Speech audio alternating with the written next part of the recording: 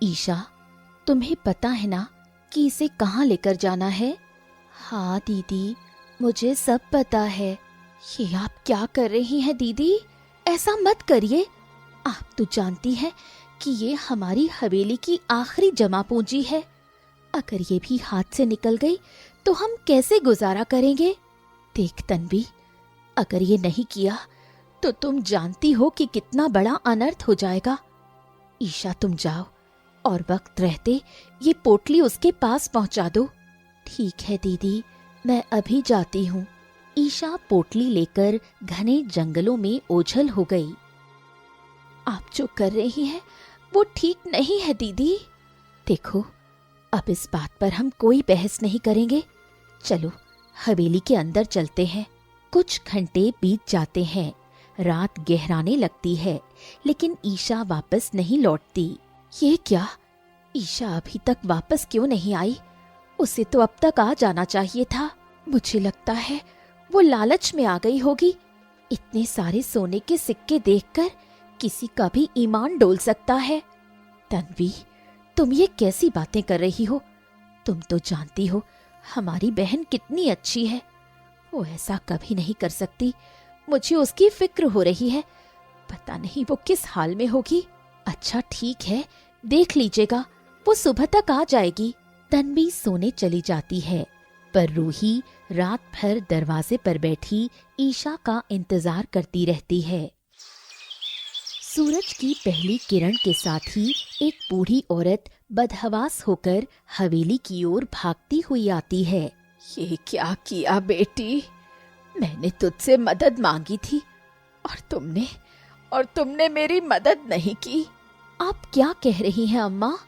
मैंने अपनी बहन को तो कल शाम ही आपके पास भेजा था। नहीं, वो मेरे पास नहीं आई। और मेरा पोता अब इस दुनिया में नहीं रहा।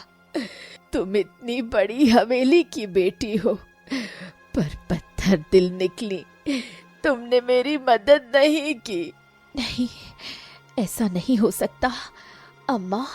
मैंने खुद ईशा को पोटली देकर भेजा था। अगर वो आपके पास नहीं पहुंची तो फिर वो गई कहाँ? मुझे नहीं पता, लेकिन तुम लोग कभी खुश नहीं रहोगी। तुम्हारी वजह से आज एक मासूम की जान चली गई है। वो बूढ़ी औरत रोती बिलखती वहां से चली गई। तभी तन्वी कमरे से बाहर आई। सुना आपने? वो जरूर लालच में आ गई होगी। इतने सारे सोने को देखकर उसका मन बदल गया होगा। नहीं तन्वी, मुझे पूरा यकीन है कि ईशा के साथ कुछ बहुत गलत हुआ है। तुम उसे जानती हो, वो पैसों के लिए किसी की जान जोखिम में नहीं डाल सकती। मुझे उसे ढूंढना होगा। तन्वी हवेली के अंदर चली गई। रात को रूही जब थक हार कर हवेली के आंगन में बैठी थी, तभी उसे पीछे की खिड़की के पास एक साया दिखाई दिया। अरे, ये कौन है जो हवेली के पीछे खड़ा है? मुझे जाकर देखना चाहिए। फिर रूही तेजी से उस परछाई की ओर गई। वो रहस्यमयी व्यक्ति रूही को अपनी तरफ आता देख घनी झाड़ियों की ओर भाग निकला। रुको, तुम कौन हो? मैं तुम्हारा पीछा नहीं छोड़ूंगी। रूही झाड़ियों में उसका पीछा करती है, लेकिन वो व्यक्ति अंधेरे का फायदा उठाकर गायब हो जाता है। वहीं दूसरी ओर हवेली के खंभे के पीछे छिपी तन्वी ये सब देख रही थी और उसके चेहरे पर हवाइयां उड़ रही थीं। रूही खाली हाथ वापस लौटी। उसकी आंखों में ईशा के लिए आंसू थे। तभी हवेली का पुराना नौकर रामलाल उसके पास आया। बिटिया, मुझे ये कहना तो नहीं चाहिए, पर ईशा बिटिया जो है ना, वो धन लेकर भागने वाली लड़की नहीं है बेटा। वो किसी बड़ी मुसीबत में है।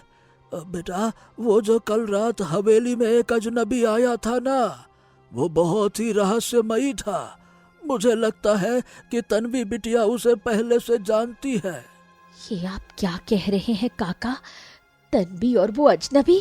रामलाल कुछ और कहने ही वाला था कि तभी अचानक तन्वी वहां आ पहुंची। काका, आप जाइए, बाकी काम देखिए, हम कल बात करेंगे। रामलाल सहमा हुआ वहां से चला गया। तन्वी की आंखों में एक अजीब सा डर और गुस्सा था। अगली सुबह होते ही रूही उठी। यही सही मौका है, मुझे रामलाल काका से पूरा सच जानना ही होगा। रूही दबे पांव रामलाल के कक्ष की ओर गई, लेकिन जैसे ही वो दरवाजा खोलती है, वहां का मंजर देखकर उसके होश उड़ जाते हैं। ये क्या, रामलाल काका तो यहीं थे, वो कहाँ चले गए? रूही की आवाज सुनकर तन्वी वहां पहुंची। उसके चेहरे पर एक अजीब सी शांति थी। क्या हो गया दीदी, आप इतनी परेशान क्यों हैं?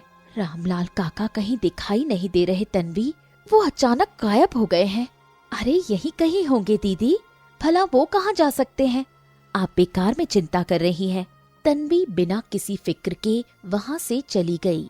रूही का शक अब गहराने लगा। वो सच्चाई जानने के लिए हवेली से बाहर निकली।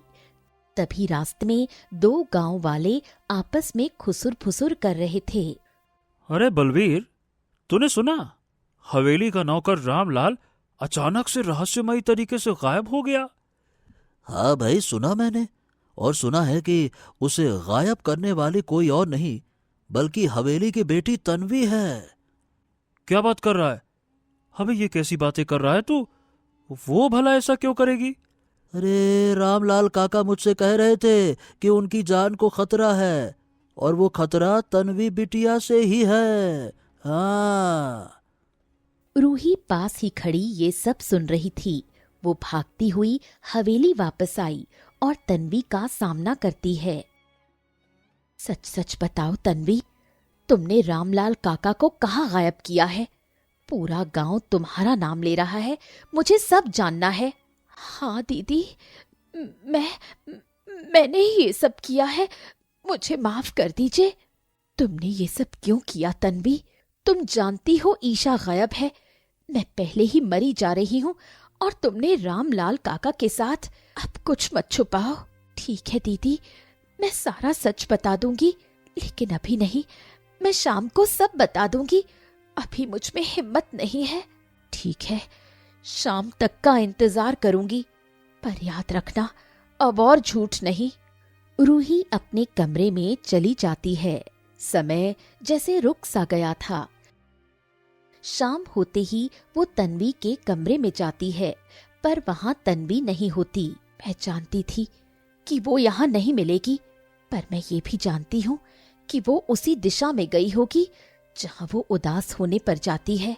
रूही तेजी से हवेली से निकली और घने जंगलों की ओर बढ़ने लगी, और रूही भागकर तन्वी के सामने आकर खड़ी हो गई। आखिर भाग क्यों रही हो? और तुम मुझे सच बताना क्यों नहीं चाहती? तुम हमारी बहन हो, और हमारी बहन के खोने का तुम्हें गम नहीं है। ठीक है, अब वक्त आ गया है कि मैं आपको पूरा सच बता दूं। ठीक है तो सुनो, मैं ये सब अकेले नहीं कर रही, बल्कि मुझसे ये सब करवाया जा रहा है। भला कौन है जो तुमसे ये सब करवा रहा है? मुझे उसका नाम बताओ।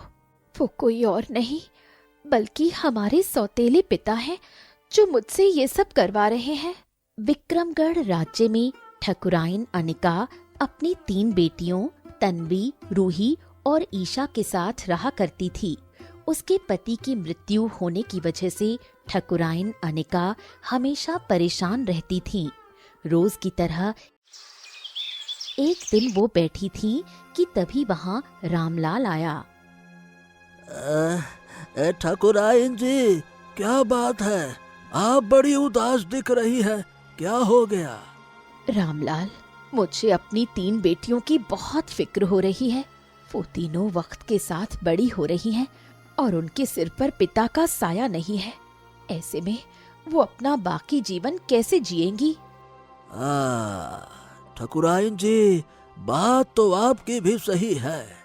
आपके तीनों पुत्री होने के कुछ ही समय बाद ठाकुर साहब इस दुनिया को छोड़कर चले गए। इस दुनिया में तीनों बेटियों की परवरिश एक अकेले माँ होकर करना बहुत बड़ी बात है, पर इसमें हम क्या कर सकते हैं। रामलाल वहां से चला जाता है। वहीं दूर खड़ा ये सारी बातें मनोज सुन लेता है। यही सही मौका है। मुझे ठकुराइन को अपने दिल की बात कह देनी चाहिए। फिर मनोज ठकुराइन के पास आ जाता है। तुम कौन हो और यहाँ क्या कर रहे हो? मुझे माफ कीजिएगा ठकुराइन, छोटी मुंह बड़ी बात, लेकिन मैं आपसे बहुत प्रेम करता हूँ और आपसे विवाह करना चाहता हूँ। ये तुम क्या कह रहे हो? मैं शादीशुदा हूँ और मेरे 3 बच्चे भी हैं। मुझे उसमें कोई दिक्कत नहीं है। मैं आपसे बचपन से ही प्रेम करता हूँ, लेकिन आपकी शादी ठाकुर साहब के साथ होने की वजह से मैंने अपने प्रेम को अपने दिल में ही दबा लिया था। लेकिन अब आपको एक सहारे की जरूरत है और आपकी बेटियों के सर पर एक पिता के हाथ की आवश्यकता है। आप इस रिश्ते के लिए हाँ कर दीजिए। मैं पूरी जी जान से आपकी बेटियों को अपनी सगी बेटी मानूंगा। उन्हें दुनिया की हर खुशियां देने की कोशिश करूंगा। ये भी ठीक कह रहा है। मैं इससे शादी कर लेती हूँ। इससे हमारी तीनों बेटियों की जिंदगी सुधर जाएगी। ठीक है, अगर तुम मुझे अपनी पत्नी बनाना चाहते हो तो मैं तुमसे शादी करने के लिए तैयार हूँ। मनोज मुस्कुराने लगा और देखते ही देखते कुछ ही दिनों में मनोज और अनिका की धूमधाम से शादी हो गई।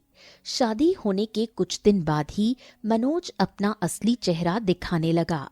एक दिन मनोज अपने कमरे में परेशान बैठा था।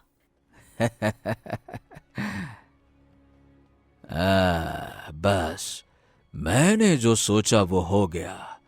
अब मुझे किसी भी तरह से ठकुराइन को रास्ते से हटाना होगा, ताकि ये पूरी हवेली और ये सारी जमीन और ये गहना सब मेरा हो सके। फिर आधी रात होते ही मनोज ठकुराइन अनिका के कमरे में जाता है। उसकी नाक के नीचे एक नशीली औषधि रख देता है, जिससे ठकुराइन बुरी तरह से बेहोश हो जाती है। चलो, मैंने सारा बंदोबस्त पहले ही कर लिया था। अब बस ठकुराइन को ठिकाने लगाना बचा है। फिर मनोज ठकुराइन अनिका का शरीर उठाकर घने जंगलों में लेकर जाने लगता है। वहीं हवेली की खिड़की पर खड़ी तन्वी ये दृश्य देख लेती है।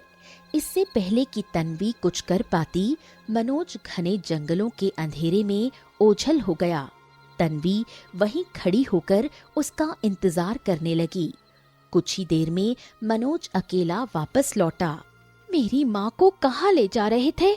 बताओ, मेरी माँ कहाँ है? अरे चुप हो जाओ, मैं तुम्हारा पिता हूँ और तुम मुझसे इस तरह से बात नहीं कर सकती हो। जरा ढंग से बात करो। अब मैं ये बात जाकर अपनी दोनों बहनों को बता दूंगी। फिर देखना वो दोनों आपके साथ क्या करती हैं। आप बस ये बता दो कि मेरी माँ कहाँ है। अगर तुमने ये बात अपनी दोनों बहनों को बता दी तो मैं तुम्हारी माँ को जान से मार दूंगा। मैंने उसे कैद करके रखा है, अभी तक मारा नहीं है। अगर तुम अपनी माँ को जिंदा देखना चाहती हो तो तुम इस हवेली की सारी जमीन और जायदाद मेरे नाम कर दो। मैं फिर तुम्हारी माँ को जिंदा छोड़ दूंगा। तुम भी मजे करना, मैं भी जमीन जायदाद के साथ मजे करूंगा। नहीं, मैं अपनी बहनों को धोखा नहीं दे सकती। ये गलत है। ओ, धोखा तो मैं भी नहीं देना चाहता, लेकिन तुम्हें ऐसा करना पड़ेगा। अगर तुमने ऐसा नहीं किया तो उसके बदले मैं तुम्हें भी जान से मार दूंगा, और जब सबको मार दूंगा तो जमीन जायदाद अपने आप मेरे नाम हो जाएगी। आप मुझे जान से नहीं मार सकते, क्योंकि ये सारी जमीन और जायदाद हमारी बहनों के ही नाम है।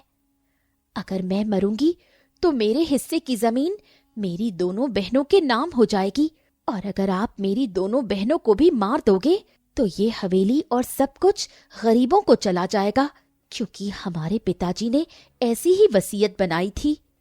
ठीक है, ठाकुर बहुत चालाक निकला, लेकिन अब तुम ही अपनी चालाकी से ये सारी जमीन और हवेली मेरे नाम करोगी। और जिस दिन तुमने मना किया, मैं तुम्हारे साथ तुम्हारे पूरे खानदान को निपटा दूंगा। अगर मुझे धन ना मिले तो ना सही, लेकिन मैं तुम लोगों को जिंदा नहीं छोड़ूंगा। ठीक है, मैं ये पूरी हवेली और सब कुछ देने के लिए तैयार हूँ, बस मेरी माँ को कुछ मत करना। ठीक है, तो आज से हम दोनों का ये वादा रहा। और अपनी बहनों को बता देना कि तुम्हारी माँ बीमारी की वजह से मर गई और मैं एक तीर्थ यात्रा पर चला गया हूं।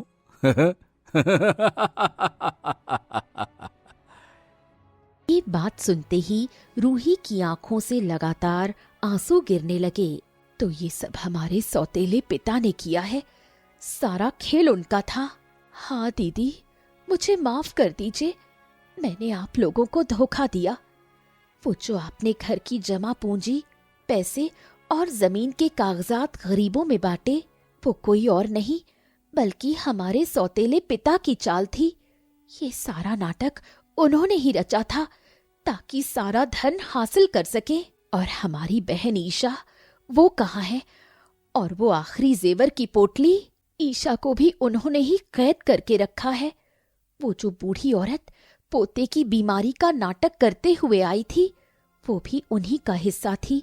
वो जानते थे कि आप बहुत दयालु हैं और किसी का दुख देखकर पिघल जाती हैं।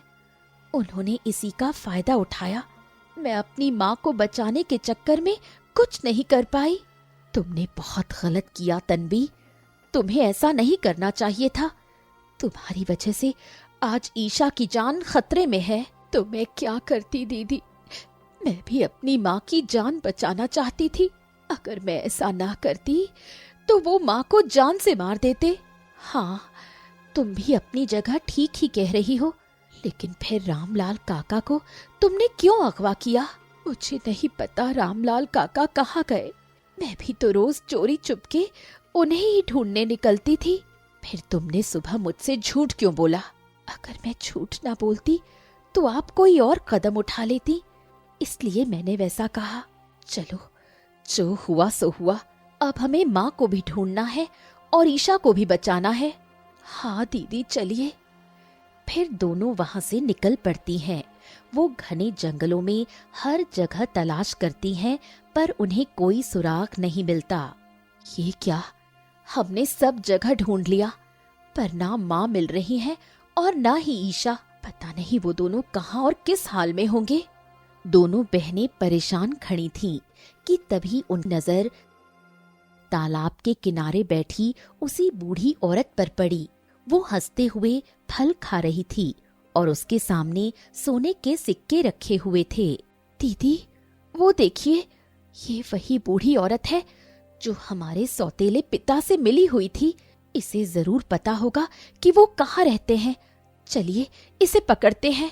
हाँ, तुम ठीक कह रही हो। जैसे ही दोनों बहनें उस बूढ़ी औरत के पास पहुंची, वो उन्हें देखते ही वहां से भागने लगी। रुक जा, अब तू कहीं नहीं भाग सकती। हमें तुम्हारा सारा सच पता चल गया है। जल्दी बताओ, हमारे सौतेले पिता ने हमारी माँ और बहन को कहाँ बंदी बनाकर रखा है? देखो, मुझे कुछ नहीं पता, मुझे जाने दो।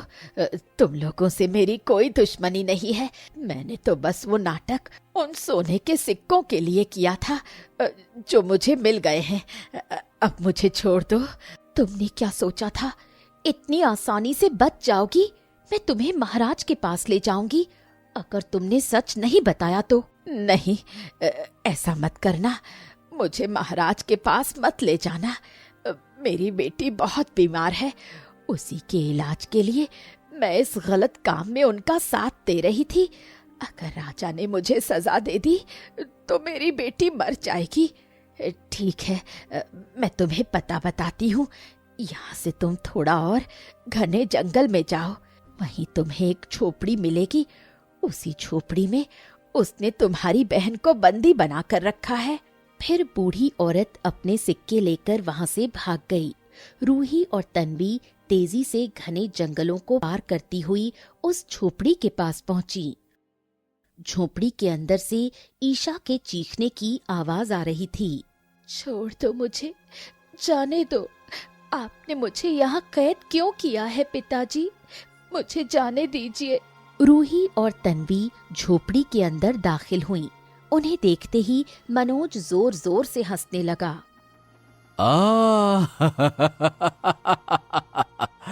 आखिरकार मेरी ये दोनों बेटियां भी यहाँ आ ही गईं। अपनी गंदी जुबान से मुझे बेटी मत कहो। छोड़ दो मेरी बहन ईशा को। दीदी, मुझे बचा लो। आपने जो कहा मैंने वो सब कुछ किया। फिर आपने मेरी बहन को क्यों बंदी बनाया? उसे छोड़ दीजिए। ठीक है, मैं तुम्हारी बहन को छोड़ देता हूँ। वैसे भी इसे बंदी रखने से मेरा कोई फायदा नहीं है।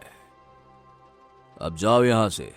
मनोज ईशा के हाथ खोल देता है और उसे जाने देता है। अब बता दो, मेरी माँ कहाँ है? मुझे अपनी माँ को भी ढूंढना है। तुम्हें अपनी माँ को ढूंढना है ना, तो जाओ ढूंढ लो। देख लो, अगर कहीं तुम्हें तुम्हारी माँ मिल जाए तो। ठीक है, हम अपनी माँ को जरूर ढूंढ लेंगे, वो भी बिना आपकी मदद के। अरे तुम्हें घूम फिर कर मेरे पास ही आना पड़ेगा। रूही, गांव वाले कहते थे कि तुम बहुत समझदार हो, पर तुम इतनी बेवकूफ निकलोगी मैंने कभी सोचा नहीं था। चली जाओ यहां से, जाओ यहां से, जाओ। तीनों बहनें झोपड़ी से बाहर आ गईं। ईशा डर से कांप रही थी। दीदी, मुझे बहुत डर लग रहा है। पता नहीं माँ कहाँ और किस हाल में होंगी। चिंता मत करो ईशा, हम अपनी माँ को जरूर ढूंढ लेंगे। चलो, यहीं आसपास कहीं उन्होंने माँ को छुपा कर रखा होगा। तीनों बहनें बदहवास होकर पूरे जंगल का कोना कोना छान मारती हैं, पर उन्हें ठकुराइन अनिका का कोई नामो निशान नहीं मिलता। थक हार कर वो वापस उसी झोपड़ी के पास आ जाती हैं।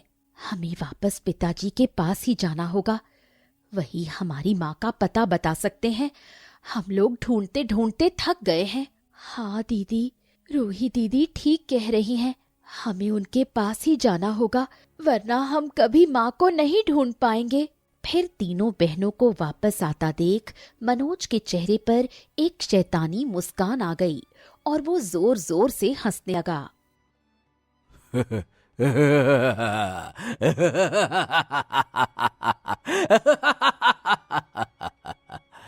हाँ हाँ, मैं जानता था कि तुम तीनों मेरे पास जरूर आओगी। आखिर जाओगी भी कहाँ? बता दीजिए पिताजी, माँ कहाँ है? हम लोग सब जगह ढूंढकर परेशान हो चुके हैं। मैं तुम्हारी माँ का पता बता दूंगा, लेकिन इसके बदले तुम तीनों को अपनी वो हवेली मेरे नाम करनी होगी।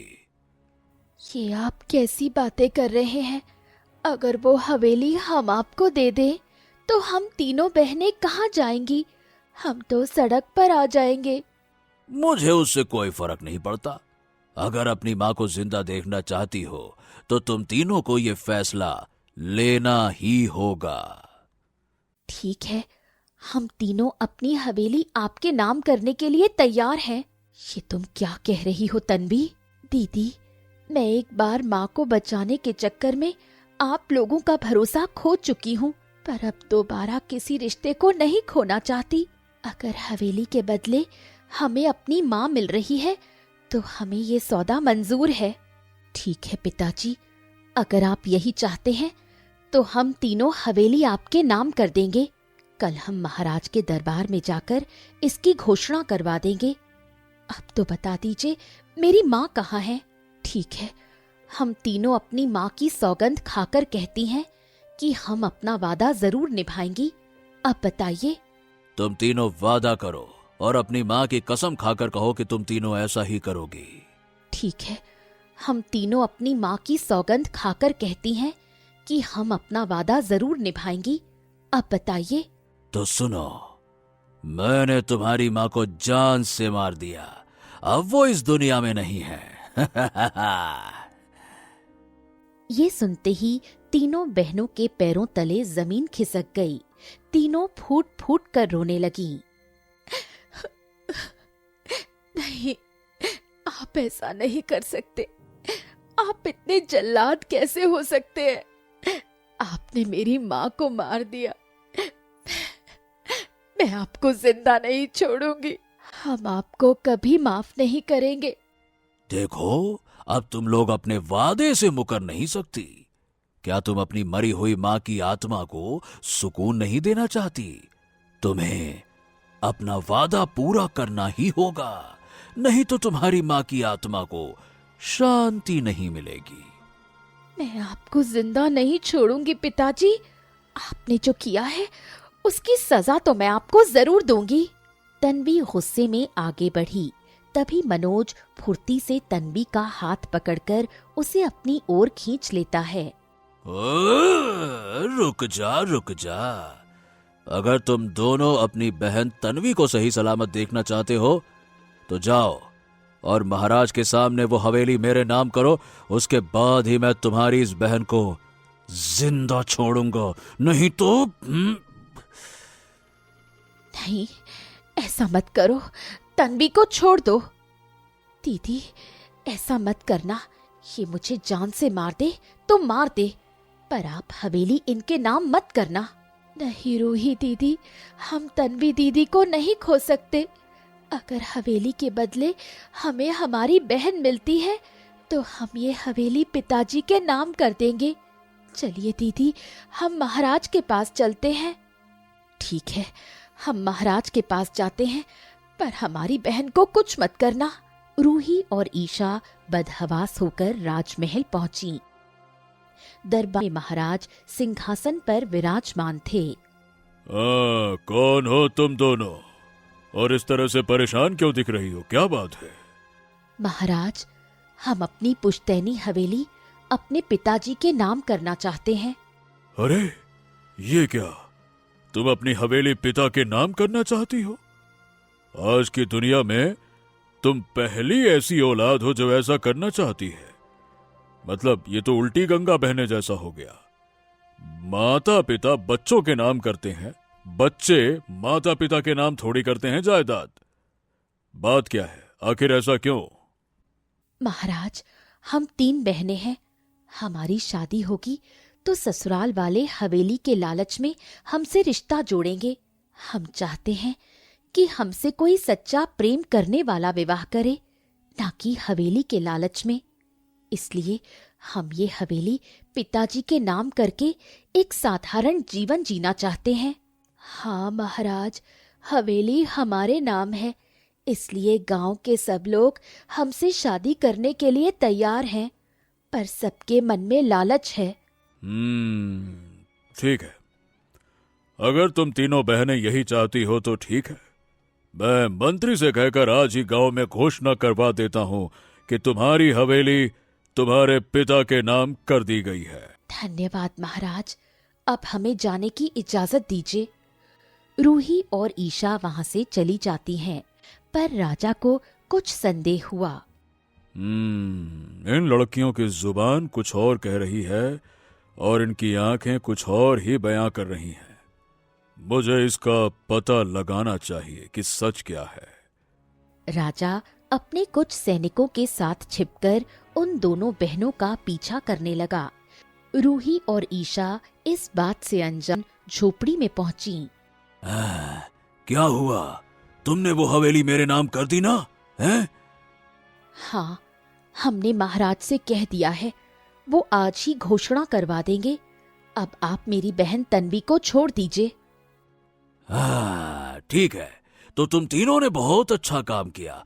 अब मुझे तुम तीनों से कोई मतलब नहीं। सारा धन तो मैंने ले ही लिया था, अब हवेली भी मैंने हासिल कर ली है।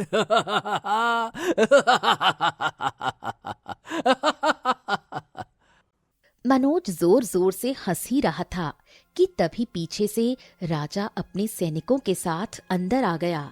महाराज, आप यहाँ? हमें पता था कि कुछ न कुछ तो गड़बड़ है।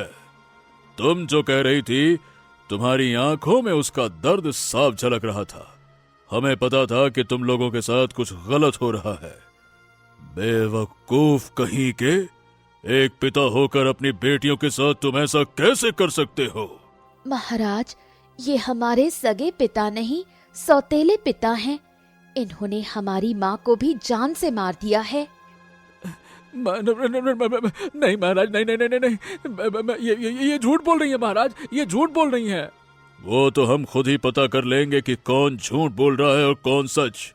सैनिकों, इसे पकड़ दो और काल कोठरी में बंद कर दो इसे। सैनिक मनोज को घसीटते हुए वहां से ले गए।